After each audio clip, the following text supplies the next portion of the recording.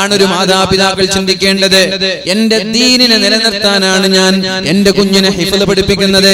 അല്ലാതെ നാളെ ആഖിറത്തിൽ രക്ഷപ്പെടുമല്ലോ. 40 ആളുകളെ 10 ആളുകളെയൊക്കെ നാളെ മക്കളെ ഹാഫിലീങ്ങളായ ആളുകൾ നരകത്തിൽ നിന്ന് മോചിപ്പിക്കുമ്പോ എനിക്ക് അങ്ങനെ രക്ഷപ്പെടാലോ. ഇവിടെ എല്ലാ ഉഡായിപ്പും കാണിച്ച്, ഇവിടെ എല്ലാ തോന്നിവാസം കാണിച്ചിട്ട് മക്കളെ ഹാഫിലീങ്ങളാക്കി അവിടെ രക്ഷപ്പെടാം എന്നുള്ള വ്യാമോഹം ഉണ്ടല്ലോ, ആ മോഹം ഉണ്ടല്ലോ, അതിനെയാണ് വ്യാമോഹം എന്ന് പറയാ. അതാണ് നിങ്ങളുടെ സ്വാർത്ഥ താല്പര്യം എന്ന് പറയാ. ആ താല്പര്യം മാറ്റിവെച്ച് ഈ മകൻ പഠിച്ചു കഴിഞ്ഞാൽ എന്റെ ദീനിന് ഉപകരിക്കുന്ന ഒരു ആലിമാകണം, ഇതായിരിക്കണം നിങ്ങളുടെ നിയ്യത്ത്. അല്ലാത്ത നിയ്യത്തുകൾ നഷ്ടമാണ്.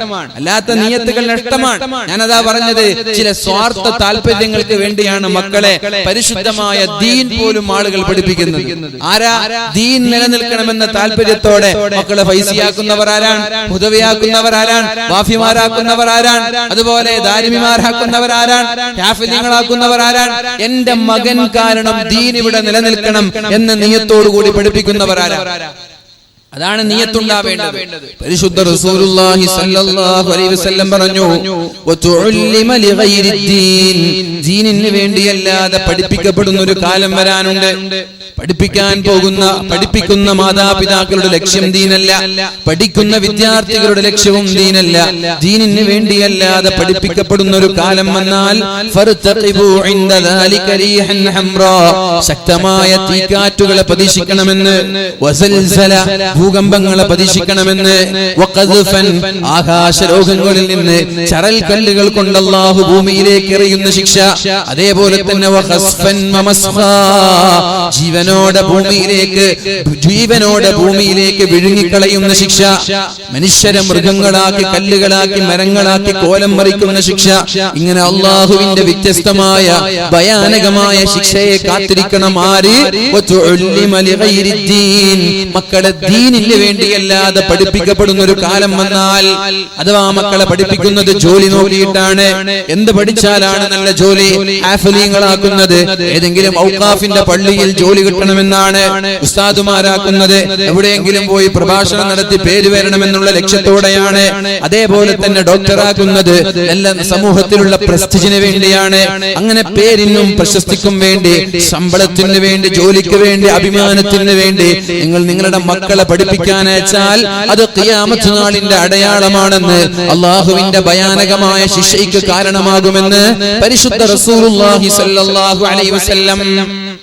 ഞാൻ ചോദിക്കട്ടെ, ആരാ ഇവിടെ മക്കളെ ഹാഫിലിങ്ങളാക്കാൻ വേണ്ടി, ദീൻ നിലനിൽക്കാൻ വേണ്ടി കൊണ്ടുവന്നവർ? എന്റെ മകൻ ഹിഫ്ള് പഠിച്ചിട്ട് നല്ലൊരു ദീനിന് സേവനം ചെയ്യുന്ന ഒരു ദാഇയാവണം. നിയ്യത്ത് തന്നെ പലപ്പോഴും നമ്മുടേത് പിഴച്ചു പോകുന്നുണ്ട്. നിയ്യത്ത് പിഴച്ചാൽ എല്ലാം പിഴക്കും. നിയ്യത്താണ് വളരെ പ്രാധാന്യമുള്ളത്. നിയ്യത്ത് പിഴക്കുമ്പോഴാണ് എല്ലാം പിഴച്ചു പോകുന്നത്. അതുകൊണ്ട് പ്രിയമുള്ളവരെ, വമാ ഉമിറൂ ഇല്ലാ ലിയഅബ്ദുല്ലാഹ മുഖ്ലിസീന ലഹുദ്ദീൻ, അല്ലാഹുവിന് വേണ്ടി ആത്മാർത്ഥമായി അല്ലാഹുവിന് വേണ്ടി മാത്രം ഇബാദത്ത് ചെയ്യാൻ, എല്ലാ വിഷയങ്ങളും അല്ലാഹുവിന് വേണ്ടി മാത്രമാക്കാനാണ് നമ്മൾ ശ്രമിക്കേണ്ടത്. അങ്ങനെ ഞാൻ ദീനിനെ നിലനിർത്തുന്ന ഒരു ദാഇയാവണമെന്ന്, ദീനിന് ഉപകരിക്കുന്ന ഒരു ഹാഫിളാകണമെന്ന്, ദീനിന് ഉപകരിക്കുന്ന ഒരു ആലിമാകണമെന്നുള്ള നിയ്യത്തോടുകൂടി പഠിക്കാൻ വന്നാൽ അതിൽ അല്ലാഹുവിന്റെ ബറകത്തുണ്ടാകും, അതിൽ അല്ലാഹുവിന്റെ സഹായമുണ്ടാകും. ആ ഹിഫ്ളിനെ സംരക്ഷിക്കുന്ന ഉത്തരവാദിത്വവും അല്ലാഹു ഏറ്റെടുക്കും. അതേപോലെ തന്നെ തിന്നുന്ന ഭക്ഷണം ഹലാലാവണം, ഹറാമ് തിന്നാൻ പാടില്ല. മാതാപിതാക്കൾ ഹറാമായ ഭക്ഷണം മക്കൾക്ക് കൊടുക്കാൻ പാടില്ല. ഹറാമായ ഭക്ഷണം മക്കൾക്ക് കൊടുക്കാൻ പാടില്ല. ശ്രദ്ധിക്കണം. ഞാൻ നിങ്ങളോട് ഒരു കാര്യം കൂടി സൂചിപ്പിക്കട്ടെ. നമ്മൾ ഹോട്ടലിലേക്ക് പോകുമ്പോൾ ഹലാലായ ഭക്ഷണം എവിടെയുണ്ട് എന്ന് അന്വേഷിച്ചു കൊണ്ട് പോകുന്ന ആളുകളാ നമ്മൾ. ഗൾഫിൽ പോയാലും പുറം നാടുകളിൽ പോയാലും ഹലാൽ ഫുഡ് എന്ന് കാണുന്ന ഹോട്ടലിലേക്ക് പോയി ഭക്ഷണം കഴിക്കാൻ തയ്യാറാകുന്ന ആളുകളാണ് നമ്മൾ. ഈ അടുത്ത് വാട്സപ്പിലൂടെ വന്ന ഒരു സന്ദേശം ഞാൻ വായിക്കാനിടയായി. എന്താണ് അദ്ദേഹം പറയുന്നത്? ചൈനയിലേക്ക് ആളുകൾ നിരന്തരമായി ബിസിനസ് ആവശ്യങ്ങൾക്ക് വേണ്ടി യാത്ര ചെയ്യാറുണ്ട്. എന്തിനാണ് യാത്ര ചെയ്യുന്നത്? അഡിഡാസിനെ പോലെയുള്ള, പ്യൂമയെ പോലെയുള്ള, അതുപോലെ യുഎസ്പോളയെ പോലെയുള്ള വലിയ വലിയ ബ്രാൻഡഡ് നെയിമുകളായ കമ്പനികൾ, ബ്രാൻഡ് നെയിമുള്ള കമ്പനികൾ, അതിന്റെ കോപ്പി ഞങ്ങൾക്ക് അതേപോലെ ഉണ്ടാക്കി തരണം, അതിന്റെ ലോഗോ അതേപോലെ ഉണ്ടാക്കി തരണം, അതിന്റെ സീൽ അതേപോലെ ഉണ്ടാക്കി തരണം എന്നുള്ള ആവശ്യവുമായി പല ആളുകളും ബിസിനസിന് വേണ്ടി ചൈനയിലേക്ക് പോകും. ആരാണ്? താടിയുള്ളവരാണവർ, നിസ്കാരത്താമ്പുള്ളവരാണ്, ഉള്ളവരാണവർ, കാണുമ്പോൾ നല്ല ദീനിയാണവർ. എന്നിട്ട് അവിടെ പോയിട്ട് വലിയ വലിയ ബ്രാൻഡുകളുടെ കോപ്പിയുമായി, അതിന്റെ ഡ്യൂപ്ലിക്കേറ്റ് കോപ്പിയുമായി തിരിച്ചു വന്നിട്ട് ആളുകളെ പറ്റിച്ചുകൊണ്ട് ബിസിനസ് നടത്തുന്ന ആളുകളെ ഇതൊക്കെ കഴിഞ്ഞ് ഭക്ഷണം കഴിക്കാൻ വേണ്ടി അദ്ദേഹം വിളിക്കും. എന്നിട്ട് ഹലാലല്ലാത്ത പന്നിയുടെ മാംസമുള്ള, അതേപോലെ തന്നെ അറുക്കാത്ത മാംസമുള്ള ഹോട്ടലിലേക്ക് കൊണ്ടുപോകുമ്പോ അവര് പറയും, ഇത് പാടില്ലല്ലോ, ഇത് ഹറാമാണല്ലോ, ഹലാലായ ഭക്ഷണം ഞങ്ങൾക്ക് വേണം, ഞങ്ങൾ ഹറാമ് കഴിക്കൂല. ആരായി പറയുന്നത്? ജനങ്ങളെ പറ്റിച്ച് ഹറാമായ ബിസിനസ് കൊണ്ട് പൈസ ഉണ്ടാക്കി ഹോട്ടലിൽ പോയി ഹലാല് വേണമെന്ന് പറയുന്ന ആളുകളാണ് നമ്മൾ. എങ്ങനെയുണ്ട് ബിസിനസ് നടത്തുന്നത്? ഫ്രോഡ് ബിസിനസ്സാണ്. സാമ്പത്തികമായ ഇടപാടിൽ ഒരു ഹക്കുമില്ല. ലക്ഷങ്ങളും 10,000ങ്ങളും കൊടുക്കാനുണ്ടെങ്കിൽ കൊടുക്കാതെ മാറി നിൽക്കുകയാണ്. എന്തൊക്കെയോ ഒഴിവ് കഴിവ് പറഞ്ഞുകൊണ്ട് കൊടുക്കാതെ മാറി നിൽക്കുകയാണ്. എന്നിട്ട് നിസ്കരിക്കുന്നു, എന്നിട്ട് നിസ്കാരത്തെ ഉണ്ടാക്കുന്നു, എന്നിട്ട് നമ്മുടെ ഹലാലിനെ കുറിച്ച് വാദ് പറയുന്നു, എന്നിട്ട് നമ്മുടെ ഹലാലിനെ കുറിച്ചും ദീനിനെ കുറിച്ചൊക്കെ ഘോരഘോരം പ്രഭാഷണം നടത്തുന്നു. ഇടപാടിലും സാമ്പത്തികമായ ഇടപാടിലും സമ്പാദ്യങ്ങളിലും അല്ലാഹുവിനെ തീരെ ഭയക്കാതെ ഒരു നയാ പൈസ പോലും ഹലാലില്ലാതെ സർവ്വവും ഹറാമിൽ നിന്ന് സമ്പാദിക്കുന്നവർ. ഇന്നടക്കം നമ്മളൊരു വാർത്ത വായിച്ചു. എന്താ വാർത്ത വായിച്ചത്? 40 കോടിയോളം സ്വർണത്തിന്റെ ഉടമയായ ഒരു യമനി പൗരനെ വധിച്ചത് കേരളക്കരയിലുള്ള മുസ്ലിമീങ്ങളാണ്. എത്ര? 40 കോടി. ആ 40 കോടിയുമായി നമ്മുടെ നാട്ടിൽ വന്ന് വലിയൊരു വീടെടുത്തു, വലിയൊരു വണ്ടി എടുത്ത അടുത്ത വർഷം അവർ പള്ളിയുടെ സെക്രട്ടറിയായി, അവരടുത്ത വർഷം പള്ളിയുടെ പ്രസിഡന്റായി. പിന്നെ ആളുകൾ അവരുടെ വീട്ടിലേക്ക് പോവാൻ തുടങ്ങി, പിരിവിന് വേണ്ടി പോവാൻ തുടങ്ങി. അവരുടെ ഭക്ഷണം കഴിച്ചിട്ടാണ് നമ്മുടെ സ്ഥാപനങ്ങൾ വളരുന്നത്, അവരുടെ ഭക്ഷണം കഴിച്ചിട്ടാണ് ഇഫ്ലു കോളേജുകൾ വളരുന്നത്. ഈ ഹറാമിൽ നിന്ന് വളരുന്ന മക്കൾ എങ്ങനെ നന്നാകുമെന്നാണ് നിങ്ങൾ വിചാരിക്കുന്നത്? എങ്ങനെയാണ് അവർ നന്നാവുന്നത്? ഇത് അല്ല എന്ന് പറയാൻ നിങ്ങൾക്ക് കഴിയുമോ? എത്ര ആളുകൾ എനിക്കറിയാം, എത്രയോ മഹല്ലുകളിൽ ഹറാമായ സമ്പാദ്യം അറബികളുടെ ട്രൗസർ അടക്കം മൂടിക്കൊണ്ടുവന്നിട്ട് കോടിക്കണക്കിന് സമ്പാദ്യങ്ങൾ നാട്ടിലേക്ക് കൊണ്ടുവന്ന് ഇവിടെ വലിയ വലിയ ബിസിനസ് സ്ഥാപനങ്ങൾ ഉണ്ടാക്കി. എന്നിട്ട് അതിൽ നിന്ന് കിട്ടുന്ന വരുമാനം കൊണ്ട് പള്ളിയുടെ പ്രസിഡന്റും പള്ളിയുടെ സെക്രട്ടറിയും പള്ളിയുടെ ഉത്തരവാദപ്പെട്ട നേതാക്കന്മാരുമായി മാറുന്ന ആളുകൾ നമ്മുടെ നാട്ടിൽ നിരന്തരമായി കണ്ടുകൊണ്ടിരിക്കുകയാണ്. ഇതിനൊരു മാറ്റം വരാതെ അഥവാ ഹലാല് മാത്രം ഭക്ഷിക്കുന്നവരായി നമ്മൾ മാറണം. സ്ഥാപനത്തിലെ മക്കൾ മാറണം, നമ്മുടെ മക്കൾ മാറണം. എങ്കിലേ ഇവിടെ നന്മയുണ്ടാവുള്ളൂ. അല്ലാതെ ഒരുപാട് വാല പറഞ്ഞതുകൊണ്ട് നന്നാവൂല, ഒരുപാട് സ്ഥാപനങ്ങൾ ഉണ്ടായതുകൊണ്ട് നന്നാവൂല. തിന്നുന്നത് ഹലാലാവണമെന്നാണ് പരിശുദ്ധ റസൂലുള്ളാഹി സ്വല്ലല്ലാഹു അലൈഹി വസല്ലം തങ്ങൾ പറഞ്ഞത്. എത്ര ആളുകൾ ഇങ്ങനെ ഗൾഫിലൊക്കെ പോയ ബഹുഭൂരിഭാഗം ആളുകൾ കച്ചവടം നടത്തുന്നത് എങ്ങനെ?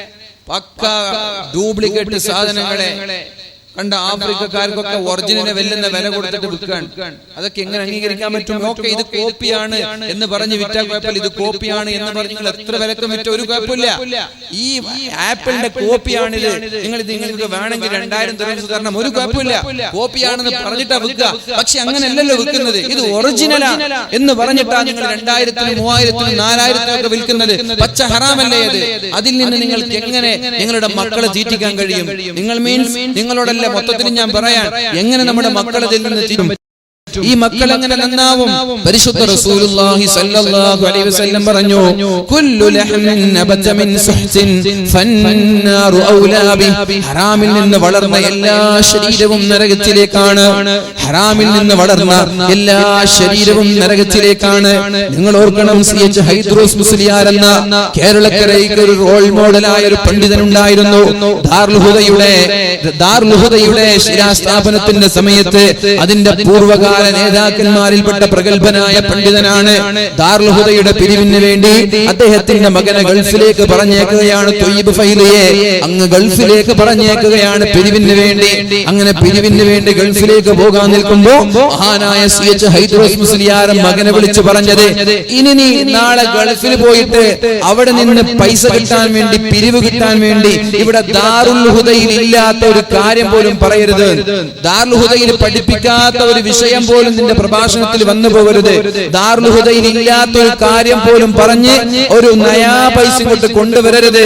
കാരണം ആ പൈസ ഹറാമാകും, ഈ മക്കളെ പഠിപ്പിക്കുന്ന പൈസ ഹറാമാകും. അതുകൊണ്ട് ഇവിടെ എന്താണോ ഉള്ളത് അത് പറയണം. ഇവിടെ ഇംഗ്ലീഷ് പഠിപ്പിക്കുന്നുണ്ടെങ്കിൽ അത് പറയണം, ഇവിടെ സയൻസ് പഠിപ്പിക്കുന്നുണ്ടെങ്കിൽ അത് പറയണം. ഇവിടെ പഠിപ്പിക്കാത്തത് പറയരുത്, ഇവിടെ ഇല്ലാത്ത സൗകര്യങ്ങൾ പറഞ്ഞു കൊടുക്കരുത്.